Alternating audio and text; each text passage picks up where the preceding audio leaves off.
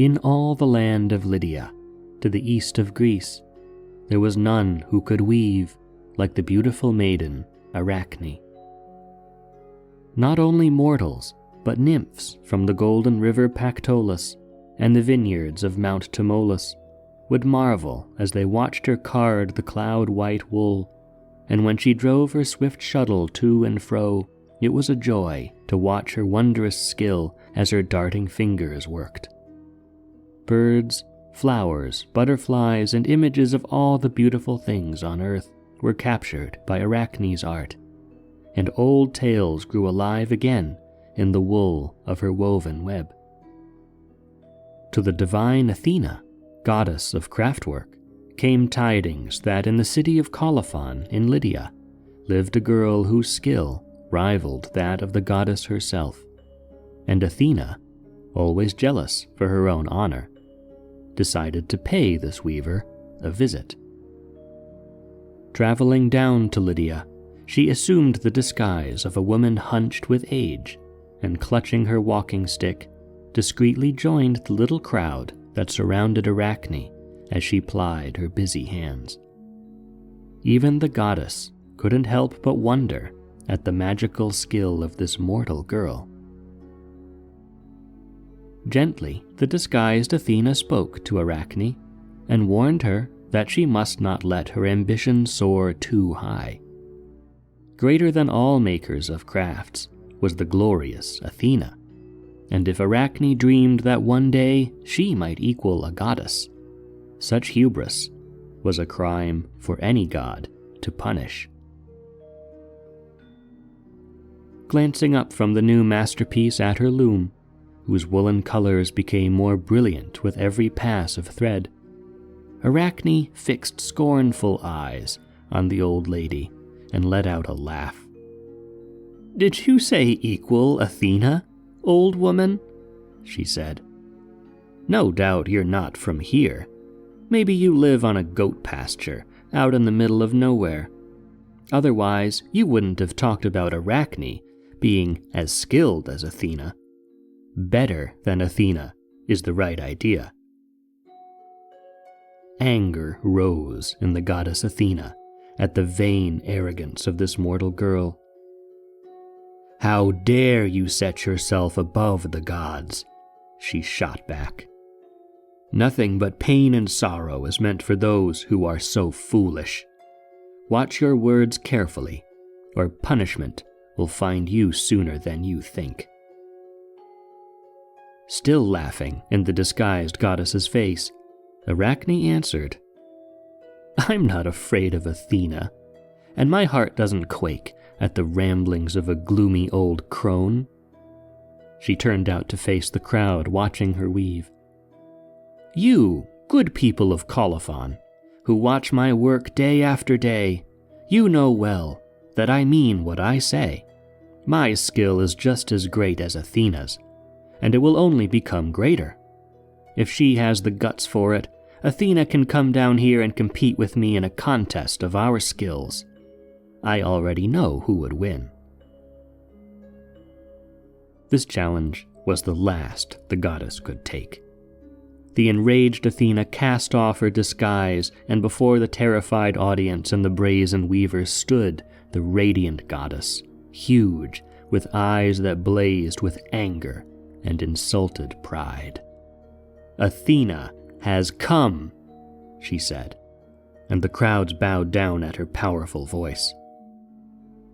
But Arachne betrayed no fear, and looked the goddess straight in her eyes, though her heart was pounding in her chest. "I have said nothing that isn't true. No mortal woman or goddess can do what I can. If you can humble yourself, great goddess, to try your skill against mine and come out the winner, I'll gladly accept your punishment." The gray eyes of Athena grew dark as the sea when a mighty storm is coming. Not for a moment did she wait, but took her place at a loom by Arachne's side. 2 fresh webs with a fine warp stretched across their stations, held fast on the beam. The contest was on, as the goddess and the mortal plied their tireless fingers, weaving in vibrant hues that gleamed with brilliant purple and gold as the shuttles flew across the frame. Little by little, the brilliant canvases took shape, and the scenes wrought by the two rivals with dazzling artistry became clear to the eye. Athena's divine fingers drew up images so real that the onlookers found themselves unsure if the goddess was actually creating true life at the loom. But there was no doubt that her theme was deliberately chosen. Each picture she wove recounted tales of gods and mortals, of the gods' omnipotent command, and the inevitable doom that came upon mortals who had dared to think themselves equal to the gods of Olympus. She portrayed herself in the city of Athens, surrounded by a council of the gods, with Zeus sitting royally at their head, where she vied against Poseidon for the glory of lending the new city its name. Poseidon struck a rock with his mighty trident, unleashing a torrent of seawater that would be his gift to the Athenians, while Athena, clad in armor, raised up an olive tree as her gift, destined to win her the victory in the city that would forever bear her name. In the tapestry's four corners are scenes of mortals condemned for their hubris. The mountains of Thrace, Rhodope, and Hymus, once a woman and man who usurped the name of the gods. How Juno punished the queen of the Pygmies, and the Trojan Antigone, and the daughter of sobbing Cinyras. Olive crowns decorate the frame, the goddess's own sacred emblem. Working industriously at her web, Arachne stole a glance at Athena's tapestry, and couldn't help but marvel at her masterpiece, intimidating though it was. But Arachne was undaunted, and her deft fingers kept speeding on. Athena, too, cast a sidelong look at the mortal girl's woven canvas, and what admiration she held for Arachne's work was overshadowed by the fury it roused in her as she took note of the scenes her rival was bringing to life. Arachne had also chosen ancient tales of the gods to fill her tapestry, but the images she chose exposed the gods in their weakness, their temptations, their crimes, their cruelties, and their all-too-human flaws. The onlookers recognized the scenes and drew audible gasps at the sheer audacity of Arachne's design, going so far as to insult the Olympian lords in the face of a great goddess.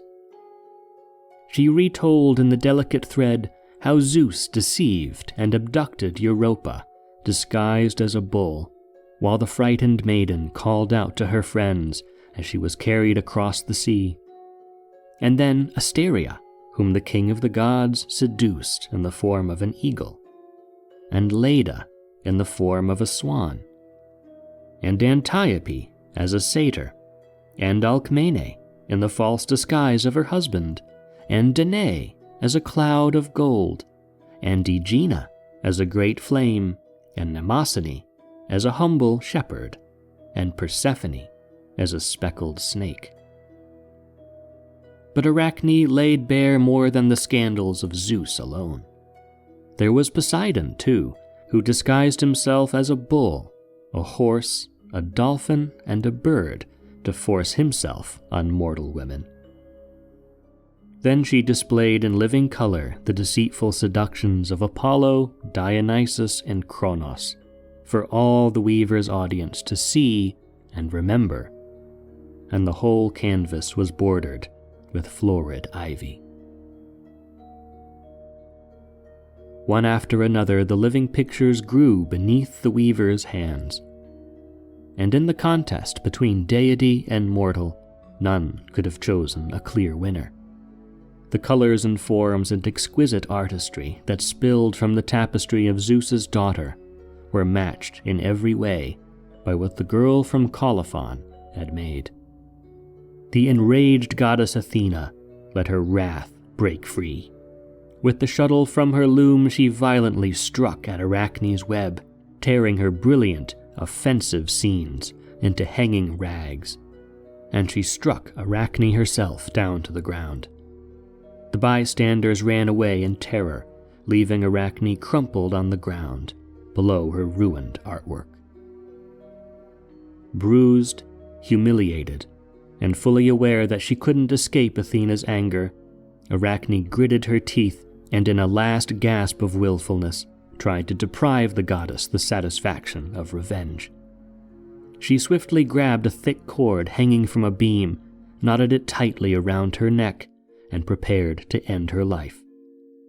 But Athena was quicker than she was, and in the blink of an eye grabbed the cord and loosened it around her neck, letting the girl drop limply into the dust as the cord hung loosely from the beam above. "You foolish child," the goddess gloated, with flashing eyes. "Thinking you could challenge a goddess. But I won't simply destroy you, girl. Your punishment will be to live. And this has given me just the idea." She gripped the cord, still attached to Arachne's neck, then averted her gaze to their two tapestries, Arachne's in tatters. "You'll live on, and hang and weave your dazzling webs, and whenever mortals look upon you, they'll cringe as they remember they should never, ever dare to compete with a god." Even as Athena uttered her curse, the startling transformation began. Arachne's lovely face dried up, withered, and shrank, and began to morph. Her limbs turned crooked and wiry, and 4 more arms and legs jutted out from her sides. The cord that dangled to her neck was transformed into a fine, glistening thread that bore her up in the air as her frame grew smaller and more delicate by the second. Athena was pleased at her work, and when Arachne's human form had fully vanished, she departed home to the heavenly realm of Olympus. Arachne's workshop lay empty and silent, abandoned by the crowds who once flocked there, her looms gathering dust as the months rolled by. But there, in the rafters, revealed in full when the sun hit them just so, her new masterpieces gleamed in all their beautiful architecture, the grand webs she spun hanging in symmetrical majesty. And to this day, Arachne's descendants continue to ply their trade all over the world. The spiders who spin magnificent tapestries with their meticulous craft, still rivaling the work of gods with every woven thread.